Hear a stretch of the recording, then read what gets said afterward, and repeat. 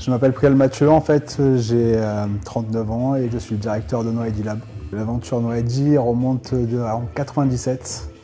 À l'époque on était plus basé sur les cultures urbaines et le skate. Et puis il y a eu une progression qui s'est faite avec l'évolution de chacun. Et du coup ça s'est transformé en Common Street, puis après en No ID Lab. Voilà, la dernière évolution c'est celle-ci. Donc No ID c'est depuis 2006. Je te dis souvent quand tu reproches qu'il n'y a rien à faire en fait, c'est parce que tu n'agis pas directement.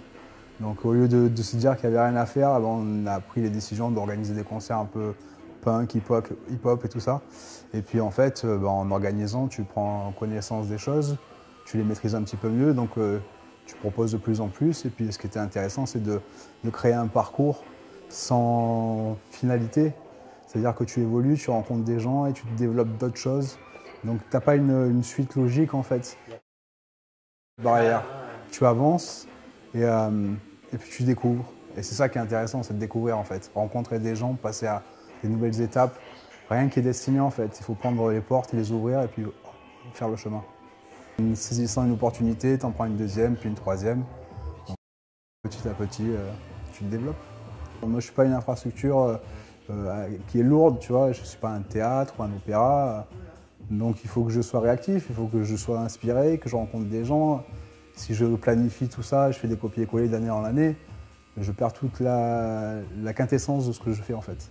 Alors bon, en fait, les choses sont faites de 2 ans à l'avance, ça ne m'intéresse pas en fait. On a accroché des tableaux, mais ce qui m'intéresse c'est de les faire, c'est de travailler en collaboration, de faire de la vidéo, de faire plein de choses. Donc c'est plus un lieu qui est plutôt une sorte de laboratoire créatif, plutôt que juste une galerie d'art. Mais l'idée, c'est de créer plutôt un endroit où tu peux travailler en collaboration avec plein de gens. Parce qu'au début, je le faisais chez moi, que c'est très difficile d'accueillir du monde à la maison, essayer de travailler, d'être en collaboration régulière avec des gens. Et du coup, moi, ce qui m'intéressait, c'était d'avoir un grand local, pouvoir bosser à plusieurs. J'ai, sans aller trop loin, mais cherché un peu l'idée de la factory de Warhol, tu vois. L'émulation des gens qui fait que tu es plus créatif.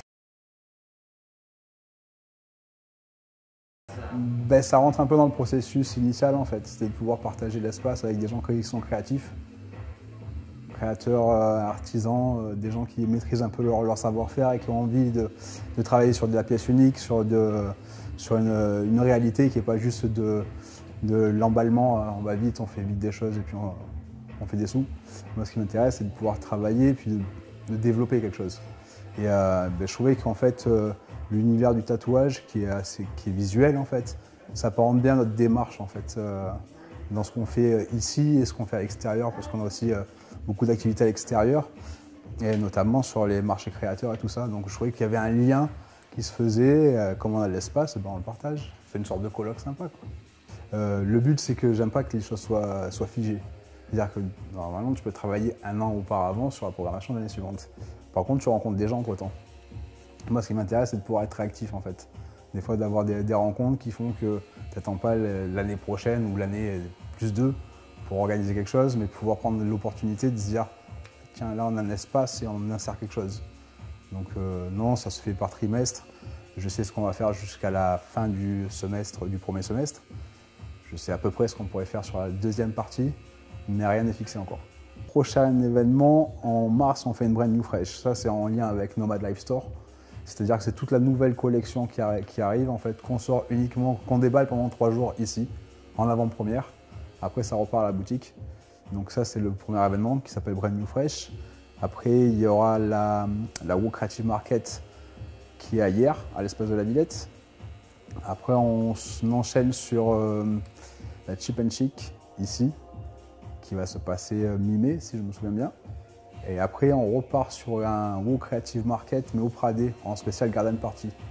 Donc c'est la WOW de hier, mais version outdoor, avec de la musique en plus, avec plein de choses en plus. Donc c'est la Garden Party, quoi. Ça peut résumer. C'est un endroit super sympa, avec un bassin type Renaissance et tout ça.